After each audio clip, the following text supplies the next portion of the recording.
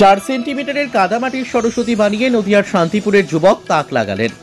কল্যাণী বিশ্ববিদ্যালয়ের দর্শন বিভাগে মাস্টার ডিগ্রিতে পড়াশোনা করা প্রথম বর্ষের ছাত্র আকাশ দত্ত এর আগেও মটর মুসুরির ডাল সাদা সর্ষের ওপর ভারতের মানচিত্র এঁকেছিল। চক কেটে বানিয়েছিল স্বামী বিবেকানন্দ। 1.5 ইঞ্চির মাটির দুর্গা, ঔষধের ট্যাবলেটের ওপর গায়ক অরিজিৎ সিং এর মুখ, এসব শিল্পকর্ম বুক অব রেকর্ড করতে যোগাযোগ করেছিল বিভিন্ন সংস্থার সাথে। কিন্তু সেখানে প্রত্যেক ক্ষেত্রেই শিল্পের কদর অনুযায়ী নয়, অর্থ দিয়ে কিনতে হয় সম্মান। তাই অভিমানী হয়ে সে আশা ছেড়ে নিজ কাজেই সন্তুষ্ট থাকে। তার নিজের হাতে মাটি দিয়ে তৈরি করা এবারের 4 সেন্টিমিটারের সরস্বতী মায়ের কাছে প্রার্থনা করে শিল্প কখনোই যেন অর্থের মাপকাঠিতে মাপা না হয়। দর্শন প্রিয় সাবজেক্ট হলেও হাতের কাজ নিয়ে আগামীতে সম্মানের সঙ্গে মাথা তুলে দাঁড়াতে চায় আকাশ। বয়স বড় হলেও এক পাড়ায় থাকার সুবাদে বন্ধুত্বে গড়ে ওঠা কালাচাঁদ করের সাথে।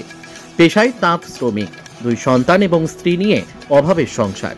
কাজের ফাঁকে ফাঁকে মাঝে মধ্যে একটু আধটু সময় বের করে থার্মোকল দিয়ে বানিয়ে ফেলে গোপাল, কালী প্রতিমা। আর এবারে মাত্র 20 গ্রাম ওজনের অসাধারণ 1 ফুট উচ্চতার সরস্বতী প্রতিমা। তিনি তার তৈরি সরস্বতী মায়ের কাছে প্রার্থনা করেছেন তাঁত সহ সকল শিল্পীরা যাতে তাদের কাজ এবং মর্যাদা পায়। ব্যুরো রিপোর্ট, অরণ্য টিভি। একদম ছোট্ট একটা সরস্বতী বানিয়েছো তুমি, কতটুকু মাপ আর কদিন সময় লাগলো? আমার বেশি সময় লাগেনি আসলে, এটা 3 থেকে 4 দিনের মধ্যে আমি বানিয়েছি। কাজের সূত্রে সময় পাইনি আর কি। এটা 4 সেন্টিমিটার মাপ আছে। আচ্ছা, পেশায় তুমি কি করো? আর পেশা বলতে আমি এখনো ছাত্র।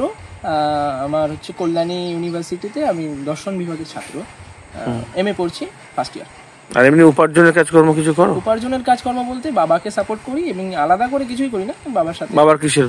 বাবার তাঁত কাপড়ের, বাবা খুচরো ব্যবসায়ী। আচ্ছা, সেই ব্যাপারে। আর পরিবারে কে কে সদস্য আছো? পরিবারে আমার মা, আমার বাবা, আমার ঠাম্মি এবং আমি। আচ্ছা, তো সেক্ষেত্রে এই বানিয়েছো যে এটাই কি প্রথম, না এর আগে অনেক বানিয়েছো? না, এর আগে আমি মটর ডাল মুসুরির ডালের উপর ভারতবর্ষের ম্যাপ, তারপরে আপনার সাদা সর্ষের উপর ভারতবর্ষের ম্যাপ, তারপরে 1.5 ইঞ্চির মাটির দুর্গা এবং চক কেটে স্বামী বিবেকানন্দের মূর্তি, এবং আপনার হচ্ছে ট্যাবলেটের ওপর অরিজিৎ সিং এর ছবি, এরকম এই সমস্ত জিনিস। তো সেক্ষেত্রে এত ছোট ছোট কাজ করতে গেলে চোখে কি বিশেষ কিছু লেন্স বেরেম লাগাতে হয়? এখনো পর্যন্ত আমি সেরকম কোনো আতশ কাজ বা ম্যাগনিফাইং গ্লাস ইউজ করিনি। হয়তো এর থেকেও ছোট যখন করতে হবে হয়তো করতে হতে পারে। আচ্ছা, তো এই সরস্বতী তৈরি করেছো যেহেতু, নিজেও যখন স্টুডেন্ট, তাহলে নিশ্চয়ই কিছু প্রার্থনা করেছো। কি প্রার্থনা করেছো এবারে? হ্যাঁ, দেখুন, বিষয়টা হচ্ছে আমি এর আগে অনেক কিছু করেছি, কিন্তু আমার ইচ্ছা ছিল যে এটা ইন্ডিয়া বুক অফ রেকর্ড বা অন্য বা কোনো রেকর্ড বুকে নাম নথিভুক্ত করার। কিন্তু যখন আমি যোগাযোগ করি তাদের সঙ্গে, বা এরকম অনেক যারা আছে তাদের সাথে যোগাযোগ করি, তো তারা আমার যে স্বীকৃতি মেডেল বা সার্টিফিকেট দেওয়ার জন্য একটা কিছু পে করতে হতো ওনাদের, মানে ওনারা বলছেন যে ওনাদেরকে কিছু পে করতে হবে। তো আমার মনে হয় যে ঈশ্বরের কাছে একটাই প্রার্থনা, মা সরস্বতীর কাছে একটাই প্রার্থনা, যারা আমাদের মতো এরকম ছোট ছোট শিল্প নৈপুণ্যতাকে ফুটিয়ে তুলছেন, তাদের স্বীকৃতিটা যেন ওই টাকা দিয়ে বা অর্থের বিনিময়ে বিচার না করা হয়। তাদের যে সমস্ত শিল্পকর্মকে যেন সঠিকভাবে বিনা অর্থে তারা যেন এগিয়ে যেতে পারে, এবং তারা যেন আরও সুন্দর সুন্দর শিল্পকর্মকে প্রতিষ্ঠিত করতে পারে।